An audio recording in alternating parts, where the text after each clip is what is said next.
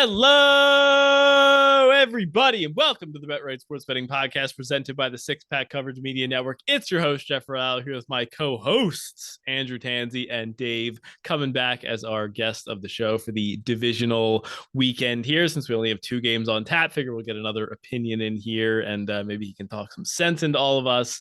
How did what do we call him last weekend? No, last weekend was divisional weekend. This is championship. Okay, yeah. So how was the divisional weekend for you guys? Ended up being a pretty solid weekend. Needed a bounce back after wild card weekend, so I was pretty happy about that. I was pretty up and down throughout the weekend. Some good prop wins. The Kelsey, the Goddards came through. I was on the very, very wrong side of the Bengals game, and I knew it within the first 5 minutes. So that was a little bit, it was a little bit of a silver lining. I wasn't sweating anything at the end. A late Josh Allen turnover, it just went bad from the beginning, but turned back around in the last game of the week with the Niners and was so happy to see them come through it. They're just such a fun team to root on. I really, really loved that the past 2 years. I don't know that they deserve to win that one, to be honest with you. I felt like if I had to bet it again, I might take the points with the Cowboys if I had to bet it again, but I think winning was fine. I don't know if they deserve to cover. I agree. Yeah, that's fair. That's fair. Maybe not covering. Winning, yes. But I mean, honestly, like we were betting on Dak turnovers, and that is part of the handicap. It seemed like everyone kind of forgot about that after one good week against the Bucs, and that definitely played a huge part in it. Shocker, he had miraculously morphed into a different quarterback after one game. Yeah, correct. Recapping last week, very nice on our favorite bets of the week. We both came away with a W. You got to win on the Chiefs and Eagles teaser heard around the world, getting them both down to -1.5, -2.5. So you go to 10-9 on the year with a win there. That one was a little bit scary when Mahomes went down. Did you freak out at all, or did you think Chad Henne could get it done? I mean, that ended up being like arguably the difference in the game is Chad Henne's 98-yard touchdown drive. I definitely wasn't feeling good when Mahomes went out. You thought the Jaguars were just going to wreak havoc on Chad Henne, but that's the second time in the last, 3 years that he played meaningful snaps in a playoff game and came through. Yeah. Against the Browns, and the Browns was like late in the fourth quarter he had to come in. So fourth down conversion. Yeah. It's huge. They save Chad Henne for when they need him the most. Clutch as they come. I got to win on my favorite bet of the week, going back to even on the year 9-9 overall with the 49ers at -3.5. Like we said, maybe a little bit lucky there on the cover, but I still think they were the better team and capitalized on Dak Prescott turnovers as we thought they would.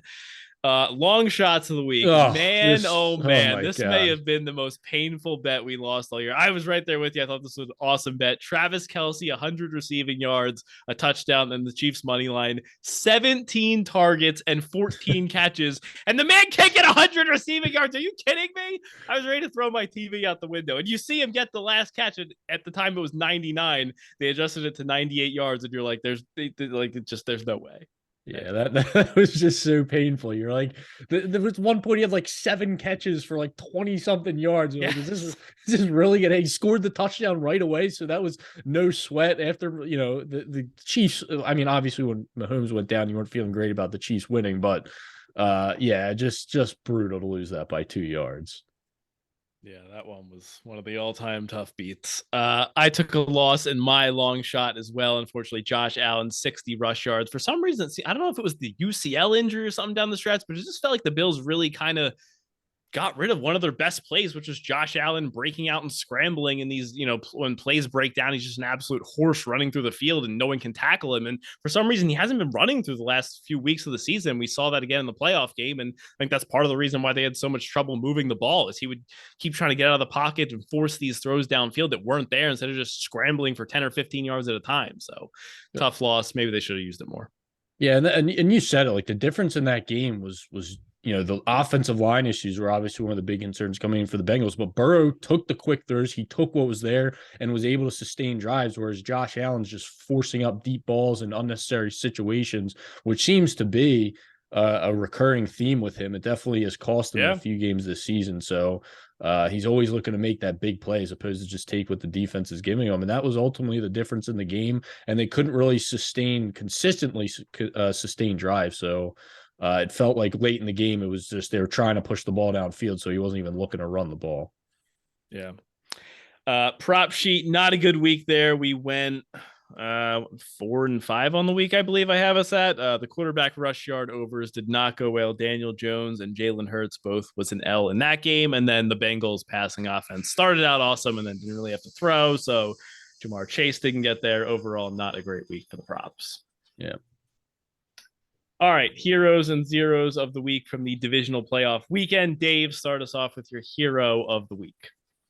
It's got to be the Niners and their defense for me. I just said it. It's been such a blast cheering for, betting on this team the past two playoff runs, and keep going back to that Fred Warner play. It's been talked about all over all week, but it's late third quarter. It's a tie game, 9-9. 3rd and 5 plus territory. The Dallas offense is starting to get some momentum, and you have Fred Warner streaking down the middle of the field, going stride for stride with CeeDee Lamb, making that huge play. Could have saved a touchdown, probably some very easy points, barring a Brett Maher fumble again or whatever you want to call what he does out there trying to kick the ball. But this 49ers fumbles defense, kicks. It just comes through in the biggest spots. They're just such a fun team to root for, and they got it done. You knew that putting Dak Prescott in uncomfortable situations was going to be the recipe to win this game when you're going against a tough Dallas defense, and they really came through. So it's got to be the Niners defense for me. I don't even think you need to put Dak in uncomfortable situations. He just makes dumb throws, whether he's comfortable or uncomfortable. It's just, you look at some of the interceptions he throws, it's just, he's not under pressure. He just makes a stupid decision. He could have thrown about 3 more. There was a couple that were dropped right in the defender's hands. That could have been even a worse stat line for him. Purdy got a couple away with a couple thirds too. That one that got tipped in the red zone that was right in Diggs' hands was obvious. That was a huge miss, but that was tipped. I mean, that wasn't his fault. Yeah. Rue, what do you have here of the week? I'm going with Nick Sirianni. To quote him, he knows what the F he's doing. He's got this team firing on all cylinders. Awesome. Everyone's buying in. This team's humming right now. So going with Nick Sirianni, feel really good about the Eagles right now. Should be a fun matchup this week, but was heavily invested in the Eagles in many ways this week, and they came through.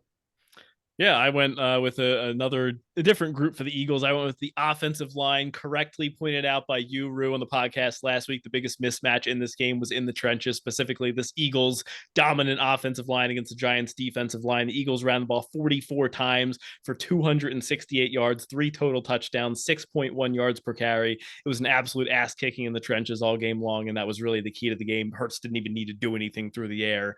They could just get whatever they wanted on the ground every time. So good job by you identifying that, and came to fruition. Yes. All right, zero of the week last week. Dave, who did you have? Can only be one person, and that is Josh Allen. I mean, he laid, considering I was on the Bills, he laid just an absolute complete egg on the biggest stage that he could get. This was his chance to prove that he belongs in the conversation in the AFC with the Mahomes, with the Burrows, and couldn't get anything going on offense.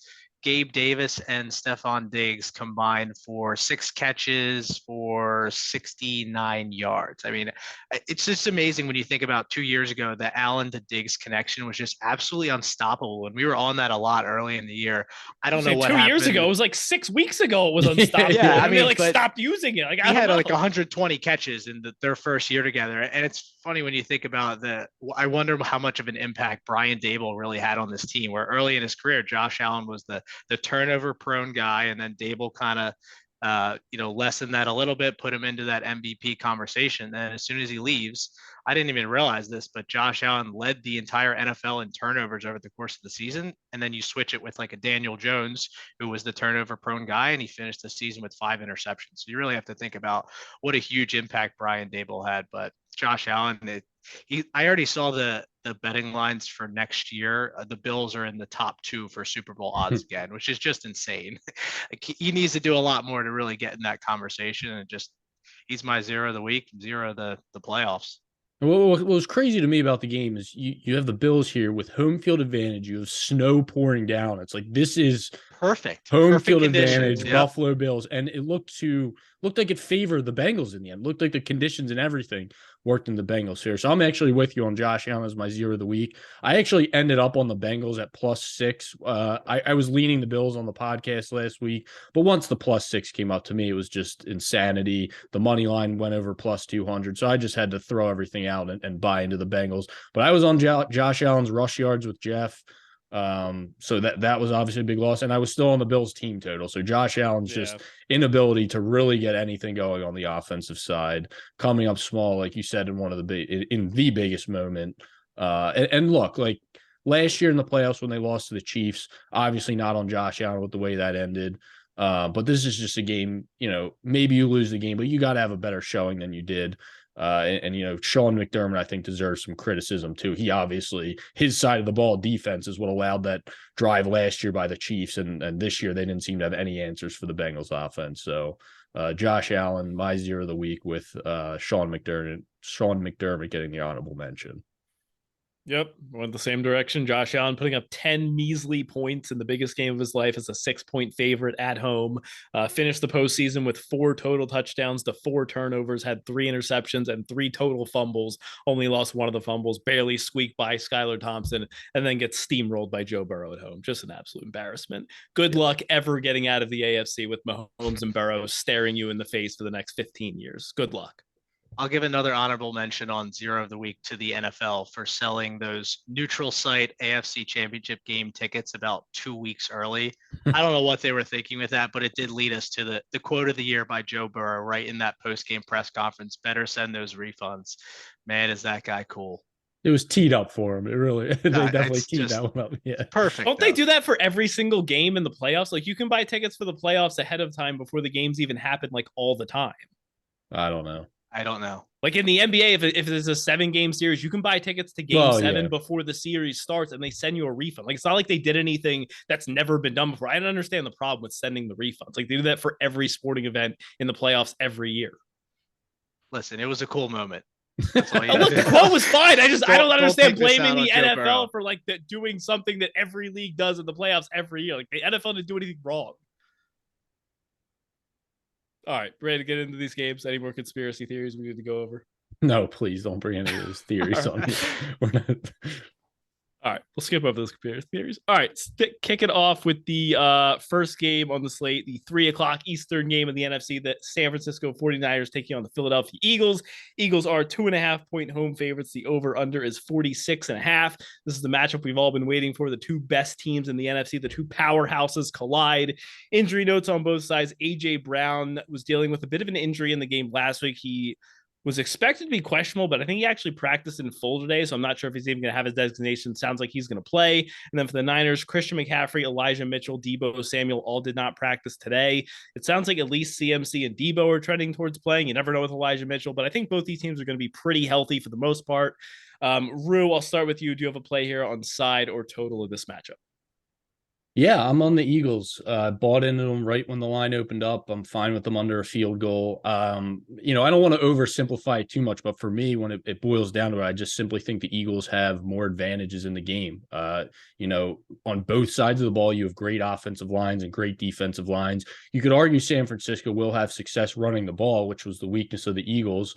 But for what it's worth, that was a lot of when the Eagles were getting gashed on the ground. It was without Jordan Davis. I mean, their defensive rushing statistics are night and day when he's on the field versus when he's not. And we did see San Francisco really struggle to run the ball for 3/4 of the game versus Dallas. Now, credit to them, they stuck with it and they were able to put together some huge drives running the ball late in the game. But I think this Eagles defense will be ready for it. And then you kind of look at the passing games and the quarterbacks. This to me is also advantage for the Eagles. The Eagles secondary had some blow up games late in the season. They led up to 40 points to Dak, and Dak shredded them. But they were missing 2 key pieces of the secondary. C.J. Gardner-Johnson was back last week. Avonte Maddox, I heard he could be back this week as well. Obviously, being at full strength makes all the difference. And then we kind of talked about earlier, we've seen Purdy get away with some mistakes, especially when he's under pressure. And the Eagles are a defensive line, as we know, can get pressure with just the front 4. And the Niners have allowed a 100-yard receiver in 3 out of the last 4 games. I think Hurts' legs, again, will be just a major factor, allowing him to get outside the pocket against this defensive line that can generate pressure. And then lastly, to me, I'm a big third down and red zone guy. Big discrepancy. So the Eagles rank number 3 on third down and in the red zone. Niners defense, as great as it is, 15th on third down and 18th in touchdown conversion percentage in the red zone. For what it's worth, San Francisco's offense is 5th and 3rd down, but only 20th in the red zone. In a game this close with teams this great, converting in the red zone and converting on 3rd down, that could end up being the difference in the game. And then you kind of look at who the Niners have faced this year. They haven't really faced a true running quarterback since week 1 when they played Justin Fields in a monsoon. They did limit him to 28 yards. They played Mariota in week 6. He rushed for 50 yards, but they really haven't faced anyone near the mobility of Hurts. So 2 great teams, but I think slight advantages go to the Eagles here. So I'm backing the Eagles under a field goal. I'm Dave? with Ro on this one. Yeah, I'm with Ro. I think this is definitely the matchup that we wanted to see in the NFC Championship game. Yeah. I would say these teams are a bit more evenly matched than you're making them sound. I mean, you talked about the offensive defensive lines are pretty comparable. There's playmakers all over both sides of the defense. The Eagles corners definitely have the advantage, but the skill position players on offense, you look at the Kittle, Debo, McCaffrey, and then Sanders, Devontae Smith, AJ Brown, they can all go stride for stride with one another. So I think there's a lot of talent on both sides of the field. I think what this really comes down to, though, is Brock Purdy going into this type of environment. He's done a great job in these past, what's it been now, 8 games of managing these games. He's put up a lot of big scoring games in the first couple weeks, and you started to see that slow down a little bit in the last couple weeks, specifically with his production. I know they scored a ton against the Seahawks, but he didn't look great in that first half. He didn't really look great that entire Dallas game when you really put some pressure on him. You had Micah Parsons coming at him the entire game. So I think when you can get him into that uncomfortable situation, going into such a hostile environment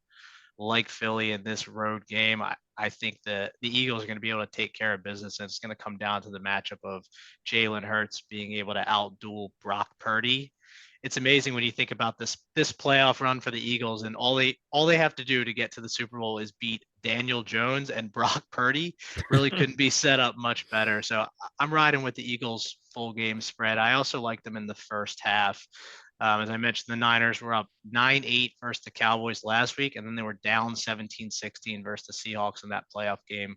I don't see them starting out too hot in this game. Their style is more just stay with you for the first half of the game and then try and break through that defense in the second half. So I don't see them starting out too hot, and I think the Eagles can keep pace the whole game. So I like them both first half and full game. Yeah, I definitely agree with you there. I think my favorite angle was the Eagles' first half or even first quarter, kind of along the lines of what you said. We know the Eagles were the best first half team in the league all season. They finished the year 13-5 against the spread, which was the best record in the league. The Niners 3-1 in the first half against the spread under Purdy in his 7 starts so far. And like you said, the 2 starts this year for the Niners in the playoffs at least have been a little bit slower, and they've been kind of like more conservative game plan to start off. Then they try and wear you down and try and come back in the second half or really beat you down that way. So I think that the Eagles early makes sense. I think the spread for the full game is probably right. Maybe Eagles -3 is the right number, but I think 2.5 is pretty close, especially since the juice on a lot of it's towards the Niners. So I guess it'd be a lean to the Eagles for the full game, but I think them in the first quarter and first half is my favorite look. Okay. Maybe a slight lean to the under too. I could see it being a little bit of a lower scoring game, but it's also scary. I don't think I'm going to bet it. I feel like it's scary playing it under with these offenses. Both teams are capable of putting up 21 points and a half, so makes me a little nervous still. I think you just have to feel good. Like I feel like in terms of late in games, Purdy hasn't been put in a ton of pressure situations. So if the Eagles do get like a first half lead and you're kind of forcing their hand to throw the ball in the second half, Shanahan's done a great job of kind of scheming an offense where it's not putting Purdy in uncomfortable situations, not making him make, a ton of tough throws. And look, I don't want to take anything away from Purdy. He's played great, but we haven't really had to see him, maybe the Raiders game, but the Raiders is a little different than going against the Eagles. But I think if the Eagles get a lead in the second half and you put this offense in an uncomfortable position where they can't just grind out a long drive on the ground, I think you got to feel pretty good about being on the Eagles at that point. And look, I know you guys are going to complain and try and kick me off the podcast for this ridiculous take, but I would also like to mention the Eagles have an extra day of rest, and the Niners are traveling cross-country to the game. That matters. That matters. An extra day of rest and a cross-country travel, that adds up. An extra day of rest. Come on. I'm not even going to At least you said an extra game plan. At least you said an extra. It's not an extra day to game plan because Eagles didn't know. You can still put together your game plan. It's not like you don't know you're playing a football game. You can still design plays for your offense. You design based on who you're playing against. Not entirely. You can still run a run play to the left side of the line just because you're going against the Niners instead of the Cowboys. You need an extra day to say run to the left. You heard it here, folks. If the Eagles win this game, it's because they had an extra 24 hours to prepare. Watch out. Those runs to the left side are going to be devastating because of that. First play of the game. All right. Anyone have any prop looks in this one? I admittedly don't have a ton of props this week. I do have a couple looks in this game, but not a big prop week for me this week. Do you guys have any looks? I have a couple. I took Devontae Smith over 65.5 receiving yards prior to last week where they really didn't need to throw the ball in the fourth quarter. He did have 61 yards last week, so not too far off from this line. Led the team. Yeah, but he was over this number in 4 straight games. He averaged 70 yards per game during the regular season. We already talked about the Niners defense that, if there is a weakness, it's the secondary. They're actually 18th in DVOA versus wide receiver 2. Run defense is stout, so I'm expecting the Eagles need to get it going through the air. So Devontae Smith over 65.5 yards. And I also don't mind taking A.J. Brown over 69.5 yards once we get some clarification on his health. Maybe you split a unit between the two guys and hope one goes over and maybe both. He went over in 6 straight games prior to last week, averaged 76 yards per game during the regular season. Niners, as I mentioned, allowed 3 100-yard wide receiver ones in the last 4 games. So I think could be a good game for both Eagles receivers. You made my points on A.J. Brown. I'm on his receiving yards, receptions, and his longest reception over 25.5. If you take away last week where the Eagles didn't really have to throw the ball in the second half, he's hit this number over 25.5 in 6 straight games, and it's also been 7 of 9. Makes you a little bit nervous because you saw it last week. He ran that deep route and then just went right off the field. So there's obviously something bothering him. His quote today was, "I'm good." So I'm just going to trust what he's saying and see that he's good. So I'm over the. You can't trust players. You can't trust what these guys say. Some players. Dave, you just set them up. Dave, you just set yourself up. I'll remember that in a few minutes. We can trust players when they say they're good to play. Imagine that concept. I'm going to end up on the kind of rounding out the trio of Eagles skill position over players here. I kind of like Miles Sanders. I get that it's obviously the toughest matchup you can have, but 50.5, that is a massive adjustment. This is down 16 yards from where we took it last week and we went over by 30 yards. So Sanders was over this number 13 out of 17 games in the regular season. I excluded week 18 because he basically rested the entire second half, only at 11 carries. But we saw Kenneth Walker went 15 for 63 against the Niners in wildcard weekend. Josh Jacobs, 17 for 69. Even Brian Robinson mustered his way up to 58 yards down the stretch of the season. So I get that the Niners have a good run defense, but if we're expecting this to be a close game, the Eagles are going to run the ball. We know their offensive line can have success against just about anybody. So I thought 50.5 was just a little bit too disrespectful for Miles Sanders. So you know what we should do? We should just play overs on the entire Eagles offense. Dave, how about that? That worked well last week. It worries me a little. It worries me a little because we've seen so many times if the Eagles don't have success on their first 5 runs of the game, they'll willingly abandon the run and just. But that's the thing. Even when you go to these games where they do abandon the run, sometimes Sanders still finishes with 55 yards in those games where they abandon the run. It's not like you need him to get 80 yards. Yeah, you're right. I just thought the number adjusted too much. If it was 58.5, I wouldn't touch it. It was 55.5, so it dropped a fair amount. It's 50.5 right now on FanDuel and DraftKings. So yeah, there's got to be a buy point. So I guess you're right. Yeah. I was also looking at Brock Purdy under passing yards. This was 219.5. He's been pretty 50-50 on this. So 4-3 to the under in 7 starts, 214 versus Dallas last week, 332 against Seattle. But the Eagles pass defense has been incredible this season, only allowing 204 pass yards per game. Opposing quarterbacks are 13-5 to the under on this number this season. And I really just kind of expect the Niners game plan to be try and establish the run as much as possible early, try and take the pressure off of Brock Purdy. I'm expecting the Niners to come out a little bit slow here. I know me and Dave said we like the Eagles early in the game, so I could see them struggling a little bit to move the ball. So I just thought this one was a little bit too high. I was expecting this maybe in the low 200s. So 219.5 is an under for me. Okay. Only thing that makes me nervous is They really haven't been down late in these games and needing to throw the ball. Niners usually running the ball the entire fourth quarter. So what's it going to be based on the game script that we think it's going to be? The Eagles are leading and the Niners are kind of playing catch up. I don't know if they're how leading that's by going to that affect much. it, Do you but need to abandon the run? Like, I don't expect the Eagles to be yeah, up by 20 points in the fourth quarter. If it's a 7-point game and they have the ball, they can still run the ball plenty. yeah, But yeah, it's possible. I don't hate it. All right. Anything left to say on this game? No, I'll take the next game. Bengals headed to Kansas City to take on the Chiefs. Injuries on the Bengals side, obviously missing their three key offensive linemen. Injuries on the Chiefs side, absolutely nothing to report. If you ask Jeff, Patrick Mahomes, despite leaving last game, despite reports of him having a high ankle sprain, is 100% good to go. No effects in this game. As said by Patrick Mahomes himself. Jeff, what do you got? Also, the weather, there's projected to be some snow in this game, and it is going to be very cold, but probably nothing that's going to impact the total of the game significantly here. Let me talk to you about what I have described as potentially the greatest betting opportunity of Patrick Mahomes' playoff career. Strap in, Let me everyone. talk about the Chiefs as a home underdog in the AFC Championship game here. Let's start off with the number. The number here has adjusted far too much than it needs to off this injury. With a fully healthy Patrick Mahomes, I think you guys would agree this is going to be Chiefs -4, maybe -3.5, but somewhere in that range. No. The Bills were just -6 last week. The Chiefs and the Bills are pretty evenly rated. Yet you're telling me it was going to be 3? There's no chance. It was going to be 3.5 or 4.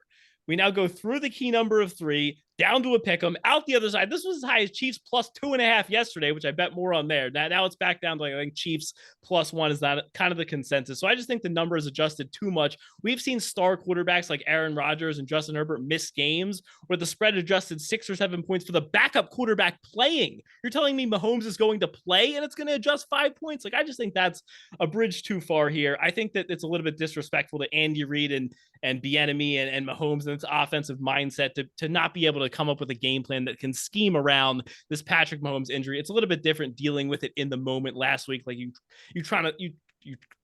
saw them run these like stretch run plays that he couldn't even get off that they should have been running. I think they can have a better game plan with a full week to prepare here. Yeah, like they did the last 3 times they played the Bengals. It's when Mahomes was healthy. You're right. They should be able to draw up a game plan. Look, it's been a tough matchup for them. There's no doubt about it. The Bengals have their number right now. Lou Anarumo, the Bengals defensive coordinator, has taken away Travis Kelce in a lot of these matchups, and that's really been a key. Jamar Chase went ham on them 2 games ago. They couldn't stop him. And look, they have the number right now. But I still think that this is just the Chiefs at home.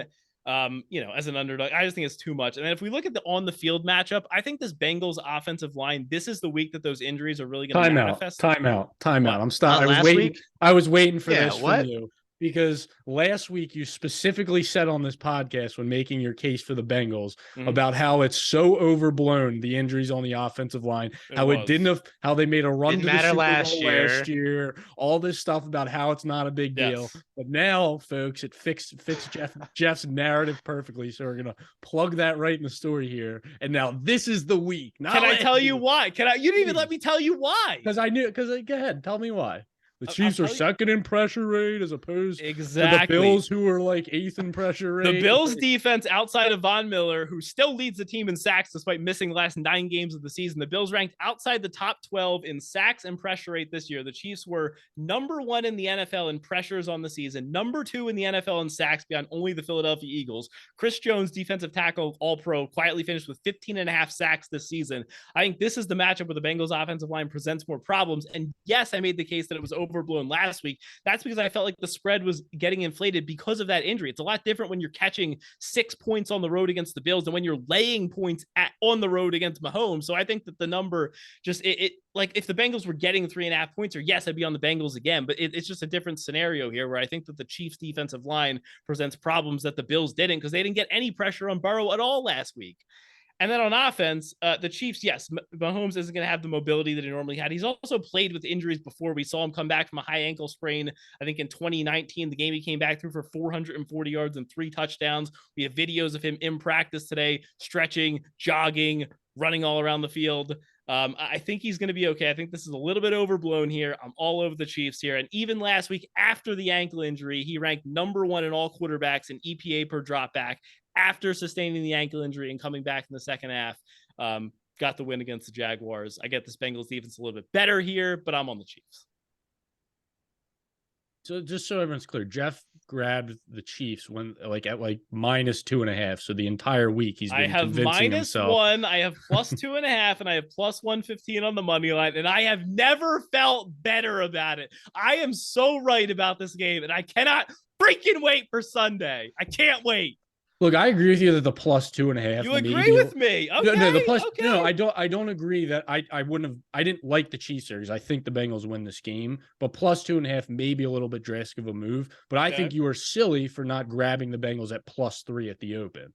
Because there was no way that was sticking around. You even said you'd bet the Bengals at +3.5. So I don't know why you didn't grab them at I 3. honestly feel like Chiefs -3 is the perfect number. Like I honestly think that should be the point spread. I saw Bengals +3. I stared at it and I said, no, I think that's about right. I don't think there's enough value. It was also -120 by the time that I saw it. So it wasn't like a -110, but I had to play a little bit more juice for it. But I think that's the right number in the game. I do. Look, I get your point about the offensive line. I know the Chiefs are great at getting pressure and everything. We've seen 2 weeks now, the Bengals have a solid game plan. Well, maybe not so as much against the Ravens, but whatever. Last week, we'll talk. They had a great game plan to get the ball out of Burrow's hands quick. I already said he was taking what the defense gave him. It's tough for a defense, mind you, a Chiefs defense that is already not great in the secondary to cover 3 great receivers and a solid tight end. And those quick passes are there. We saw Mixon get going on the ground. Now, I'm not going to count on that because Mixon's hot. I don't know where the heck that came from. Yeah, but we saw them have this game plan to get the ball out of Burrow's hands quick to alleviate any pressure. And to me, like, even if Mahomes is playing and he's not 100%, which I don't think he will be, even if he's, let's say, generous 85%, they can downplay this injury all they want. High ankle sprain sideline guys for weeks. And we're talking about his back foot that he's planning on, that he's pushing off of to make throws. I get it. It's Patrick Mahomes. He's still going to make great plays. But say Mahomes is at 80 or 85%. I think Joe Burrow at 100% is a better quarterback than Patrick Mahomes at 80 or 85%. So there goes probably the biggest advantage the Chiefs have in this game in Patrick Mahomes. So okay, they're also the ones getting points. They're at home and they have the better. They're not getting points anymore. We're talking about currently. They're getting a point. They're underdogs. +1. I mean, come on, it's a pick 'em for all intents and purposes. And we look at the Bengals skill players, bigger advantage versus the Chiefs secondary than the Chiefs skill players versus the Bengals secondary. You already made my case that they've done a great job at scheming out Kelce in these matchups, and that was with Tyreek, and that was with Tyreek Hill previously. Well, even earlier this season. But previously, I'm saying you didn't have to worry about Tyreek Hill. Now all you have to worry about is Kelce. Obviously, the other guys are going to make their plays and whatever.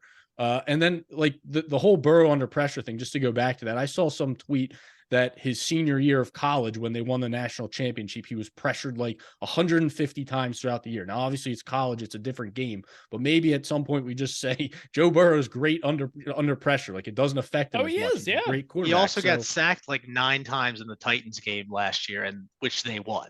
Like he's the most sacked quarterback in the league in the last 2 years. I mean, so how is that your argument against betting the Bengals? Getting pressure is still a good thing. It can still lead to turnovers. I'm not saying Burrow's going to have a bad game, but if you're getting pressure on the Burrow and versus not getting, you're more likely to force turnovers or sacks or big plays. I just think when you look at this game, the one advantage at full strength the Chiefs have is Mahomes. And when he's not 100%, I think the Bengals are overall the better team defensively, skill position, offensively. They obviously have the disadvantage in the trenches on the offensive side of the ball, but I just think the Bengals are the better team here. So at a pick 'em, if you missed the 3, if you didn't grab the 3, I'm fine taking the Bengals. Dave, I'm with Ro on the Bengals. I think it's insane that you would have passed on the Bengals +3, even if you when you're looking at that game and you know that the other quarterback has a high ankle sprain, possibility at the time when the line came out that he misses the game. I don't know how you don't just grab that right away based on the closing line value. He wasn't going to miss the game. They said he was playing next week. Yeah, but they you said it 4 seconds after the game. The spread came out while the final press conference was still on. The Chiefs played the day before. They already came out that morning and said he's going to play next week. And I believe them. For some reason, you guys are but how many thinking times that there's some conspiracy theory going on. He's not going to play. I believe them enough with the conspiracy theories. How many times have we seen it where a quarterback gets injured in a game, they finish it, and then the next day the injury swells up and it gets worse? Like, it wasn't insane to think that he could miss the game just because he said a week prior, hey, I think I'm going to play, doesn't mean he's automatically going to play. I thought there When was does a value. coach or quarterback ever come out early in the week and said, We like, "Oh, make I'm fun not of that playing"? I mean, all the come time, on. the coach speak. So I agree that when the spread got He to literally plus, came out himself and said it didn't swell up as much as I thought. I'm going to play in the game. I don't know what more I needed to hear from Patrick Mahomes. That was enough for me. I don't know what you guys wanted, but that was enough for me on Sunday. well, I agree that when it got to plus 2.5 Chiefs, that was a little bit insane. If that got to a 3, I was going to try and middle that myself because that's just insane. Yeah. But you also talk about like the Andy Reid and the Chiefs are going to have time to scheme up a game plan for Mahomes because they know he's injured. Yo, the they Bengals had extra day of preparation. day. Don't forget it. Didn't Dave. even add that in. Extra day of preparation. Let's But go. the Bengals have that same advantage. So we keep acting like it's such this huge advantage for the Chiefs because they're going to be able to scheme up this game plan that involves Mahomes not being as mobile. Why can't the Bengals do the same thing to force him to try and be mobile, force him to go on that back foot and make some plays, not these just little dump off throws like he was doing all last week. After he went down and came back at the game, I don't think he was pressured even once in that Jaguars game. He had the one hobbled run scramble for a first down.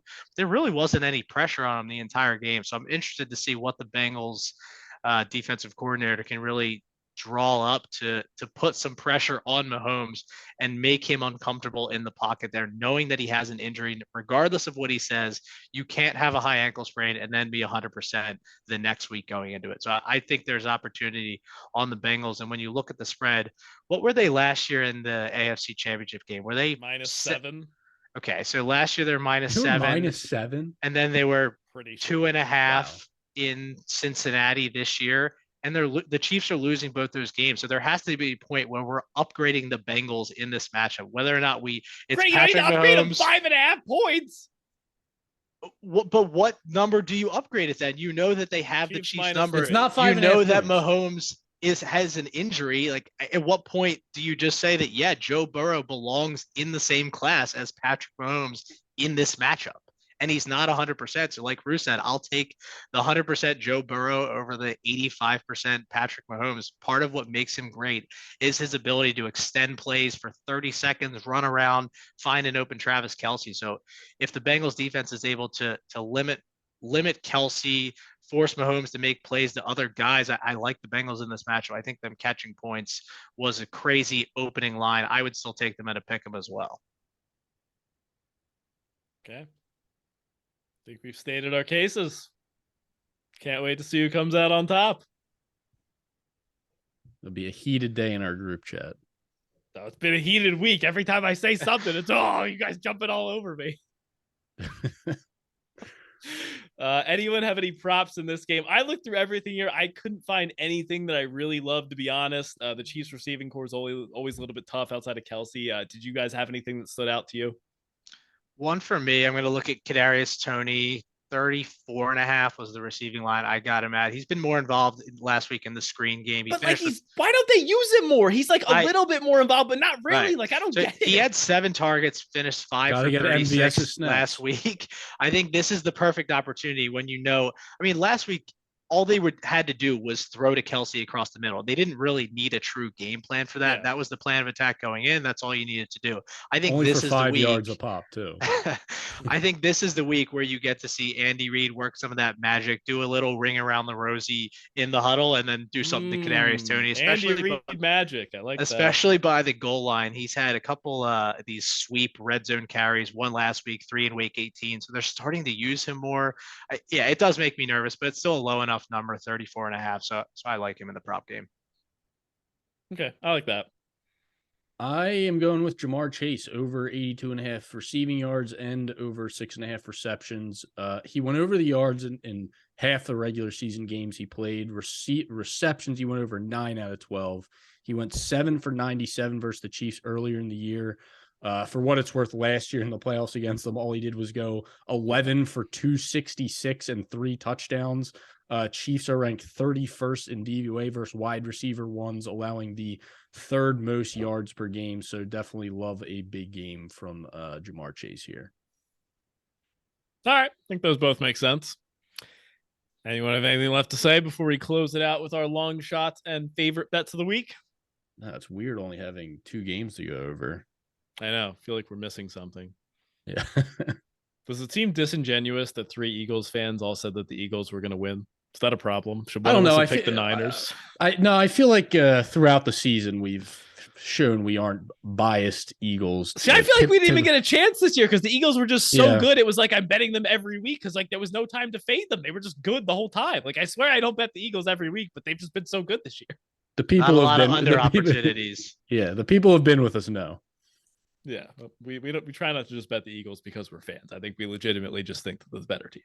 We put our real money on this stuff, so we're not just betting this. We don't bet with our hearts. We bet with our minds. At least except Jeff sometimes, but what does that mean? Get out of here. All right, ready for long shots of the week. Our favorite bet on the board, priced at odds of plus 200 or greater. Dave, guest of the show, kick us off with something good. Yeah, I'm gonna go the AJ Brown route. Oh, that was mine. I like it. I was deciding between the touchdown, the money line, but I'm gonna go with it. AJ Brown, 80 receiving yards, Eagles money line at plus 262 right now on FanDuel. Rue talked about it. That's the way the Niners can be beat. Number one receivers. You saw what CD Lamb did last week. So it would be very unfortunate if he had to leave this game with an injury, but I'm going to trust AJ Brown to be out there, do what he can do. We've seen some of those huge plays throughout the entire season. So give me 80 receiving yards and an Eagles money line. I'm going to co-sign Dave's long shot. I went AJ Brown, 50 yards, a touchdown, and the Eagles money line. So we're clearly on the same page here. We saw similar wide receivers. Devontae Adams, 7 for 153 and 2. DK Metcalf, very similar build to AJ Brown, 10 for 136 and 2 on Super Wildcard Weekend. Like we said, a pretty quiet game last week, but still had a team high 10 targets in Week 18 against the Giants, 4 for 95. I think this is a great bounce back spot. His anytime touchdown price plus 155. I included that as one of the legs. That was trading around plus 110, plus 115 towards the end of the season. Finished with 11 total receiving touchdowns. It was pretty quiet down the stretch. Only one in his last 5 games, but I think he gets back in the end zone this week. Gets back in the back for a big game here. So I'm going to buy on the AJ Brown train right with Dave here. All right. Ro, do you have an AJ Brown long shot for us as well? I do not. I'm going with another wide receiver that we just talked on. I'm going with Jamar Chase. I'm actually going to go double up here and do my favorite bet of the week and my long shot. I'm going to build on it. So my favorite bet, I'm going to go with Jamar Chase over 82.5 receiving yards.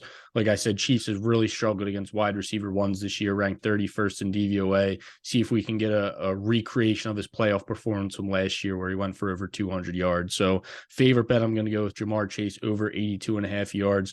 For my long shot, I'm going to go with Jamar Chase 100 yards and a touchdown. Obviously the same reason here, but we'll take him to score a touchdown as well. That's right now plus 310 on FanDuel. Nice. Okay. Well, combo action. Yes. All right, Dave, what do you have for your favorite bet of the week? Gotta keep it going. So I'm going with the Eagles. I'm going to say first half. Right now it's minus 1.5. So that's what I'll take it at. Like I said, I think it's going to be tough for Brock Purdy to come into this hostile environment and have success early in that game. We've talked about how good the Eagles have been all year in the first and especially the second quarter versus how the Niners are usually just keep it close throughout the first half and try and wear you down in the second half. We've seen a lot of those explosive second half performances from the Niners. I like the Eagles to try and take care of business in the first half, get an early lead, and try and sit out in the second half. So right now, the best number is minus 1.5 in the first half. Can I interest you in the Eagles first half and to win the game? It's plus 125 right now. I already have enough on the Eagles to win the game, but yeah, that would be of interest to me too. Okay. I like it. All right. For my favorite bet of the week, I'm going to go with none other than the Kansas City Chiefs +1. Give me Patrick Mahomes, home dog in the AFC Championship game at Arrowhead. What I've described as the greatest playoff betting opportunity of Patrick Mahomes' career. You don't want to miss this one. Grab the Kansas City Chiefs. The ankle's going to be fine. The man himself has come out and said it. I've seen him jog on the field, and he looks great, fast as ever. No problems going to happen here. He gets his revenge on Joe Burrow, and Reigns gets free. What? Good closing. All And right, he's gonna win the game. All right, let's make a little bet here. So if we'll go head to head, Chiefs Bengals. The loser has to wear a paper bag over their head for the Super Bowl podcast next week. Love it. I'm in. All right, let's do it. I don't have any paper bags, but I will acquire one if need All right, be. we'll go to Whole Foods if you get some. Okay, fair enough. All right. Just what I needed. More action on this game because I don't have enough on the Chiefs already. Let's go. Oh man, I can't wait to see. Honestly, we'd be doing everyone a favor putting a paper bag over your head. So for anyone who watches on YouTube, you're welcome. It's gonna be unfortunate when the Chiefs win and you're coming with a bag on your head. Dave, I want you in a bag too next week. All right. All right. Anything left? Anyone have anything left to say? No. Other than me not being able to talk today, that's been fun. Last podcast of the year next week. Season, I guess. 2 weeks. 2 weeks. Sorry, 2 weeks. Yeah. So what's the plan? We're off next week, then we'll come back the following week and do it? Yeah, I guess so. I don't even remember when they posted stuff last year. I would guess props could come out whenever, but not this week's stuff was out on there was props out, I think, Monday night this week. That's what I'm saying. Do they post them Monday, even though the game's not till the next week? I don't know. We'll have to see. When are the awards announced? Is it the week before the Super Bowl, or is it? I think it's the Saturday before. I think it's the Saturday before. Oh yes. Yeah. I need the award announcements. Yeah. Nick Gates was not listed as a comeback player of the year. Thank God. They listed the finalists today. Oh, yeah, I did see that. Gino. Come on, Gino. All right. Thank you, everyone out there, for tuning in. Make sure to follow us on Twitter at BetRightPod. Smash the like button on YouTube. Leave us a 5-star review on Apple Podcasts. The link to the YouTube video will be in the description of the podcast. The prop sheet will be posted on the Twitter page prior to the start of the first game from Jeff and Rue and Dave. We are the Bet Right Sports Betting Podcast because every time you bet with us, you bet right.